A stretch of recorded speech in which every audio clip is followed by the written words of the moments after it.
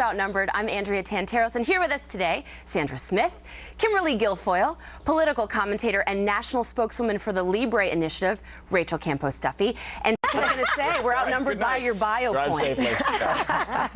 We are dying to hear what you think about these bin Laden documents that everyone's been poring over, so let's get right to the news. Fascinating day. Really fascinating. Now to those. Mike, what jumps out at you the most reading these documents? Well, first of all, you have to think about what the time frame is. So it's been no way he could have imagined what would have happened from the operational day. Open it up to the couch to ask more questions of this, and instead focus on killing Americans, bombing embassies, put the caliphate on hold, he said. Do you think that that led to the rise of ISIS? Because they said, you know what, we have different priorities. I'm always following the money trail when it comes to these terrorist groups, and when it comes to Al-Qaeda, it appears by some of the memos that were written to Osama bin Laden that bin Laden stressed that he was concerned about Physical territory, right? Because that gives them revenues, whether it's through extortion, criminal activity, the oil and gas revenues that we've been hearing about now. And I don't want to sound skeptical. Yes, I do.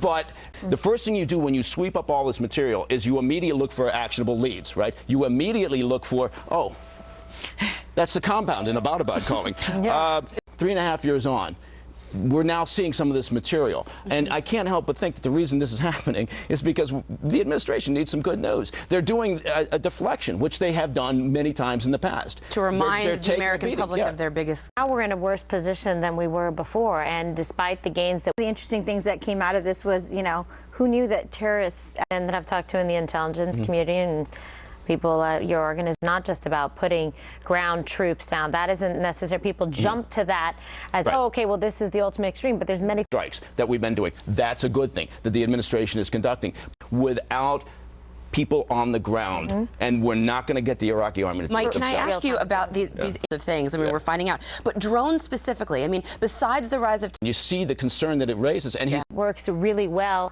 in, you know, when you're counting on your liaison partners, whomever they may be, the Saudis or the Jordanians or whomever, or you've got your own boots on the ground. And that's where we're lacking right now. We don't have our own personnel on the ground directing airstrikes in the most efficient manner. We're talked about this is not the distract to be. I would have agreed with you before. There's going to be no doing right here. By the way, when he writes that I don't believe her because of a person's actions.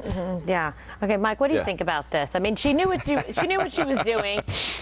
She knows they don't have the good ones, right? She's like, oh, I'm telling. Thought, you know, it's all good getting somebody in the office that has no managerial experience or experience running anything, and it's just good enough to have form over substance. And now we're getting, you know, Clinton, and the drumbeat is, well, look at all the substance that she's got. She's going to be great. But we also know from all these years that what is key. They're mishandling her. If you're going to address these questions about the email, they should have had her sit down with a friendly reporter. I think the concern here is that in the end, we talked a little bit about this, Sandra, this morning on the results have not been there for the Obama administration. And that was a good plug for Morning Bell, by the way. There you go. There you go. Well done. Done. Yeah, all right. So if we keep emasculating our boys and not letting boys be boys, you have 3 of them yourself. You just feed them no matter what. I'm a formula, right? We've got granola bars at 8 o'clock, 8:30. Ava, what do you think? I wonder if there's... I'm waiting my turn. I think there's a lot to it. I think that... but no, Mike, I think the evening is best for men. What do you... Your male... We got you know, the 3 little boys at home. But also just understanding when men listen just to listen. So when you talk, you have to understand that they're going to jump in because they're looking for a solution. I can't listen to you anymore because we got to go. But we're going to Outnumbered Overtime on the web. It's going to be a good one. FoxNews.com/Outnumbered. We're going to continue this conversation. We're back on TV tomorrow at noon Eastern. Happening Now starts right now.